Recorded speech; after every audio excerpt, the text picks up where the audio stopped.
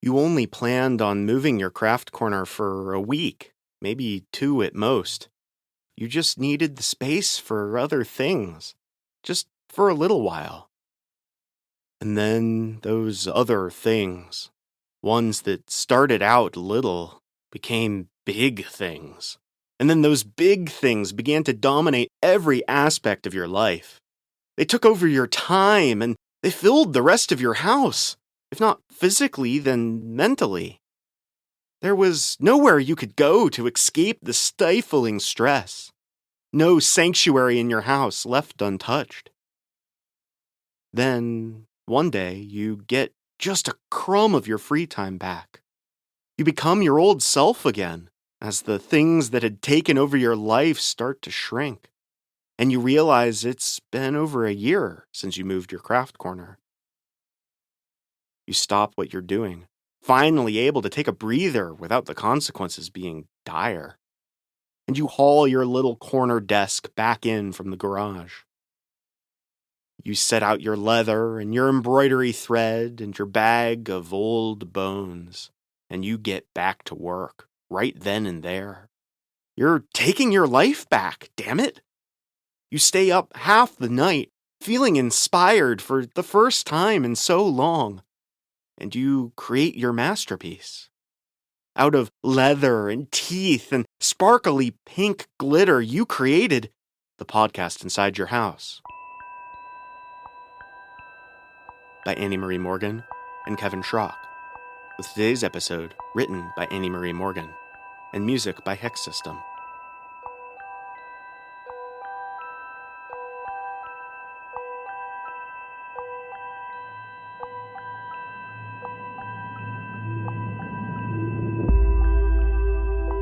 Season 2, Episode 24, Little Redcap.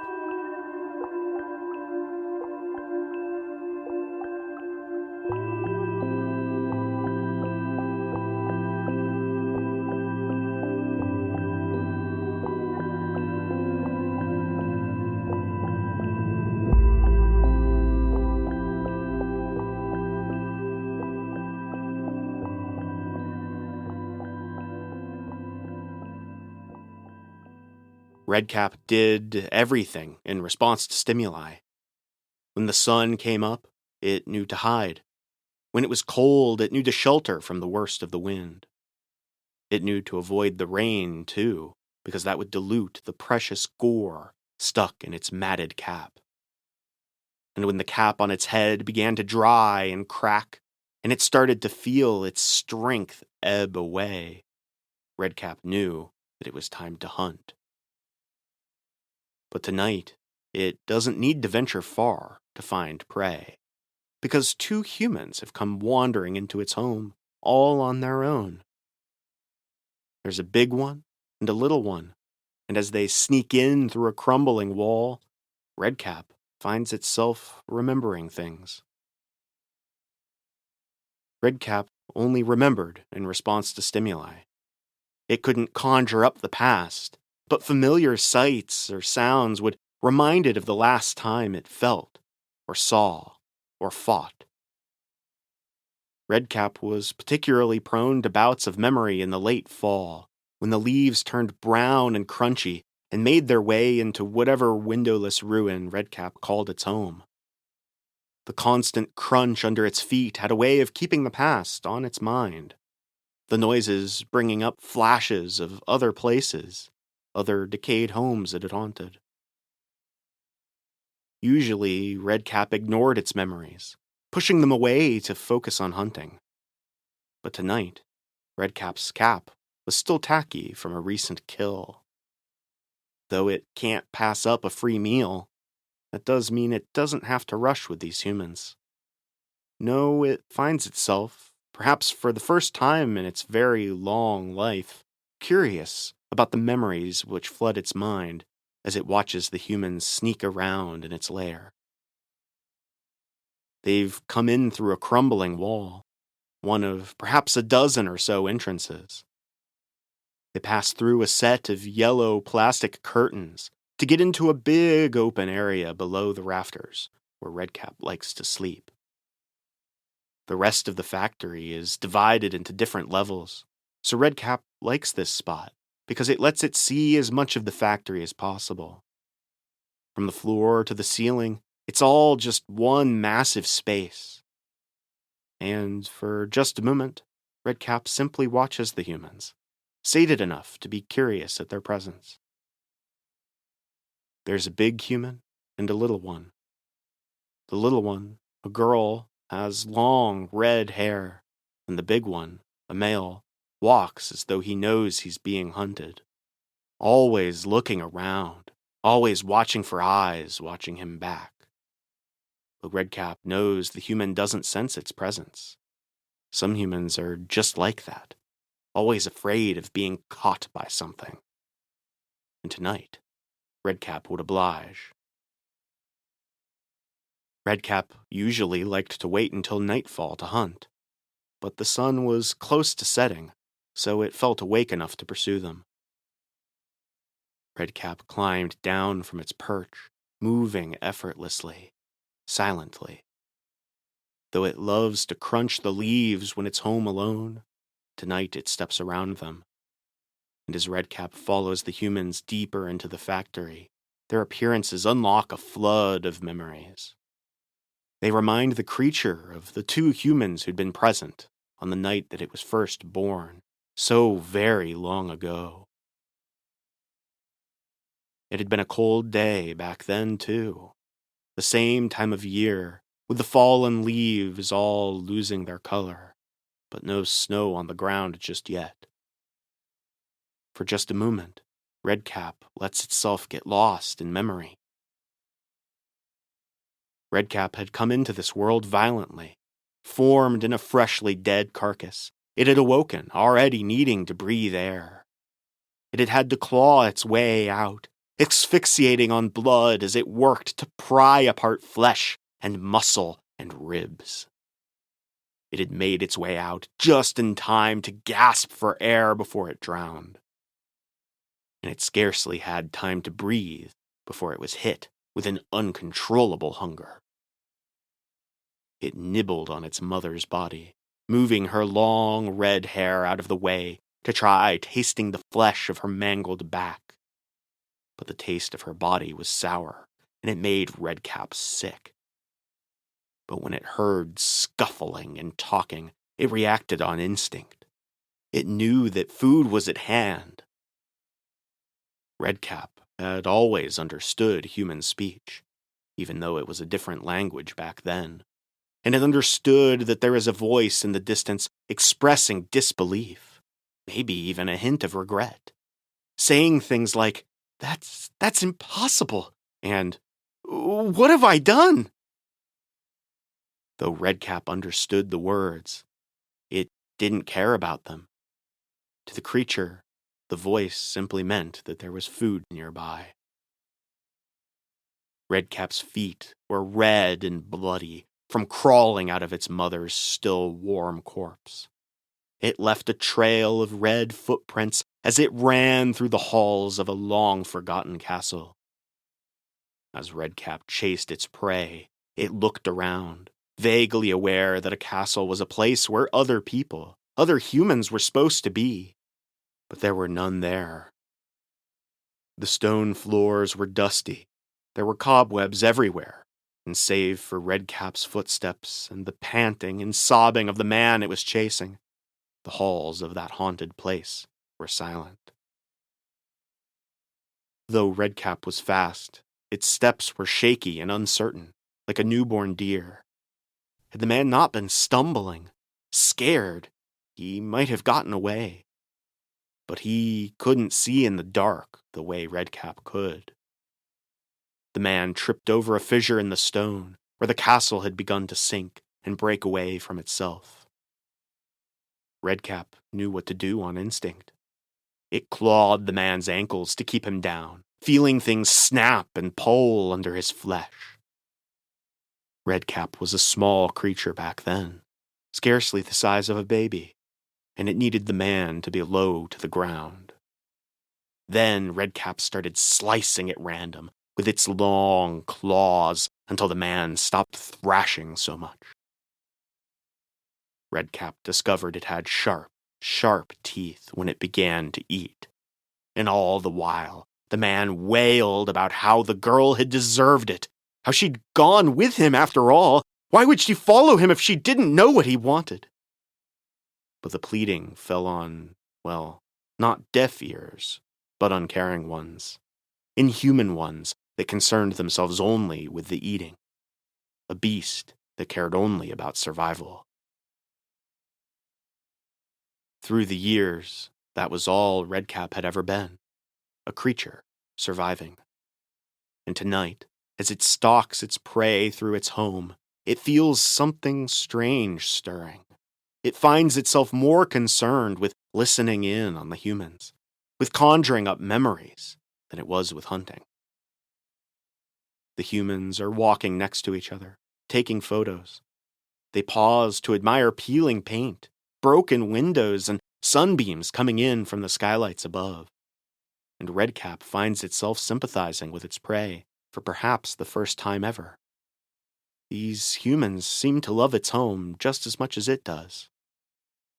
Redcap had, on occasion, watched explorers in the middle of the day and let them go unharmed, sated and unable to hunt in the full sun.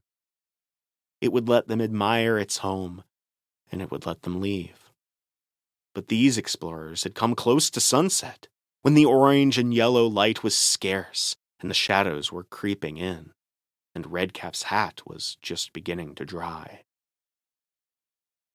The people made their way from the big open area to where the factory splits off into different stories, all connected by crumbling stairs and holes in the floor. It's a maze, and as they start to climb higher and higher, they're sealing in their fates. Redcap knows that explorers like to look at everything, to touch everything, but these explorers go right for the top story, which Redcap finds curious.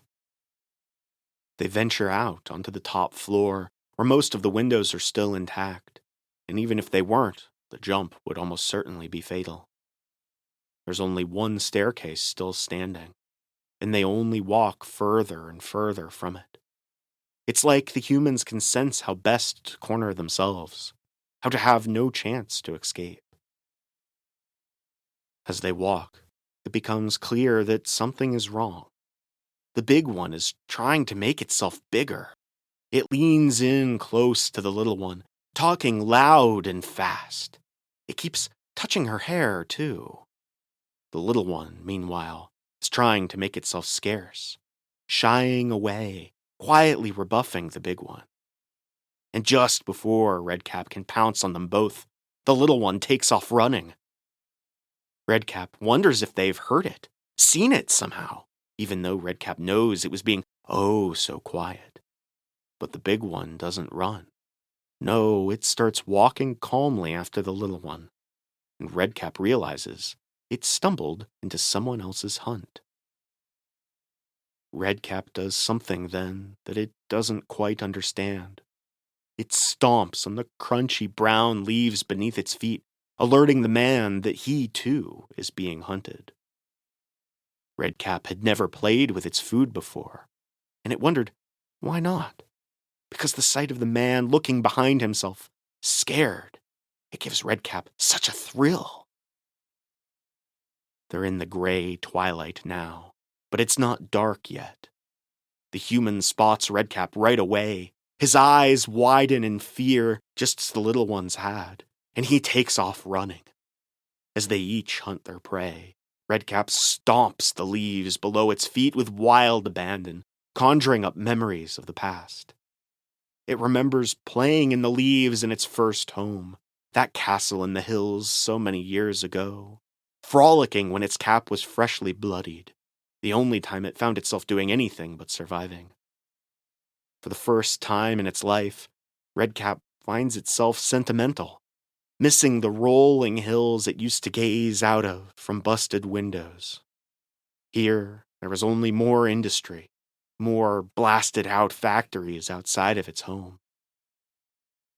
The man is yelling for the girl now, telling her that it was just a joke, that there was some fucking monster here that they needed to hide from. The girl is silent, focused on running, focused on surviving. Redcap crunches more leaves and thinks of its second home, another castle, but this one less grand. It was perhaps a tenth of the size and was made mostly of wood rather than stone. It was harder to hide in, and Redcap had only seen 3 autumns there before the villagers chased it out. After that, it had been another grand castle, one with an abundance of human skeletons in it, where no living human dared go. Redcap had loved the peace there, the safety from the nearby people. A sign above a rotting conference room that reads Cadillac reminds Redcap of the man who brought it here. The name conjures up memories of a human trying and failing to make a deal with Redcap. It remembers the arduous boat journey, the spells and incantations the man had tried to use to control Redcap.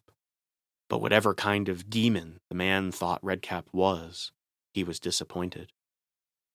In the end, he'd simply let Redcap go, unsure how to kill it, unleashing Redcap into the new world. It was all ruins after that, all rotting buildings of drywall and metal and brick. Gone were the days of stone castles and rolling hills back in Redcap's homeland. Redcap follows only one set of footsteps now, the girl having hidden. The man sprints to yet another corner, hoping that one of the other staircases will lead him to safety. But Redcap knows it won't. Redcap corners him on the lone half-step that clings to what used to be an escape. The man looks so familiar, so much like the very first man it had killed hundreds of years ago. But Redcap is much, much bigger now. It doesn't have to swipe at the man's feet to get him on the ground. Redcap towers over the man now, and it simply yanks him down as if he were a doll. Redcap's favorite part of a human is the stomach, and as the man struggles and thrashes about, Redcap starts eating. It's interrupted when the man stabs it with something sharp, but Redcap simply swats the man's hand with its claws, sending both the knife and the hand holding it flying. As Redcap eats, it starts to get sleepy, and it pulls off its cap. It soaks it in the man's blood, and as it does, it strokes the matted, woven hair.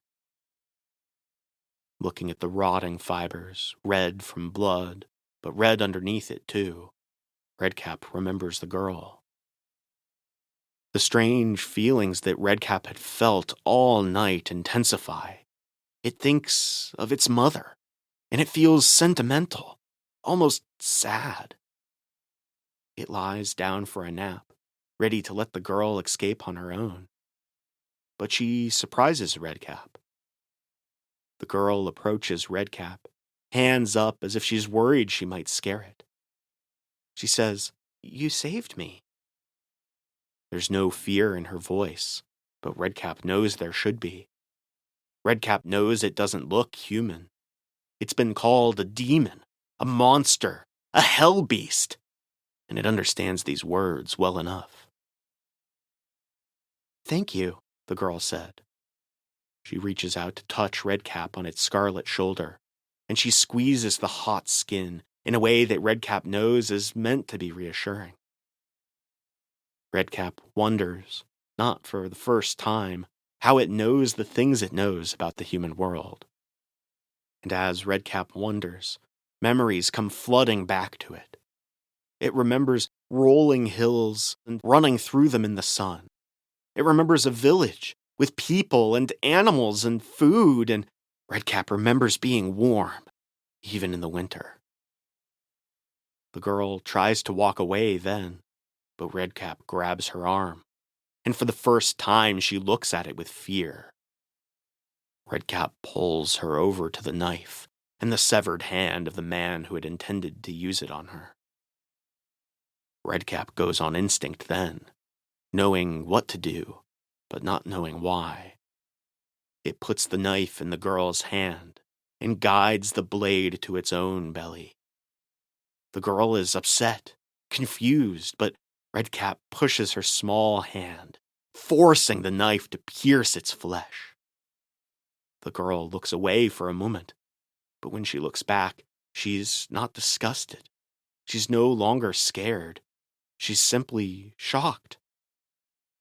The girl is slicing on her own now, and Redcap collapses. She kneels over it, still parting the flesh of Redcap's stomach, but also holding its hand, a comforting gesture that Redcap hadn't felt in hundreds of years. Finally, the girl sets the knife down and drops Redcap's hand. She reaches into Redcap's massive wound and soon pulls out a new, bloodied hand, a small human hand. And soon Redcap sees a head with red hair emerge, a girl being yanked from its stomach. Its hair looks just like Redcap's mother, and as the girl turns to face Redcap, it recognizes her face too. Redcap's mother had already had her eyes gone, replaced by bloody pits when Redcap was born. But even with her face intact, Redcap knows it's her. Her eyes are back now, and they shine blue in the gray light of post-sunset. Redcap watches the girls walk away then, hand in hand, ready to brave the night out in the ruins, but now both a little bit wiser. They walk on edge now, scanning their surroundings. They stay in spots that are lit up by the rising moon.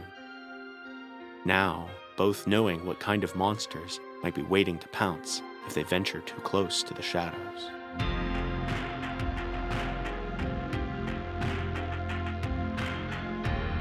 Thank you for tuning in to this episode of The Podcast Inside Your House. To hear every tale of terror as they're released, subscribe to our show in your podcast app or on YouTube, or follow us on Facebook and Blue Sky. And until next time, remember that not all who wander are lost, but boy is it sure easy to get lost if you go and start wandering.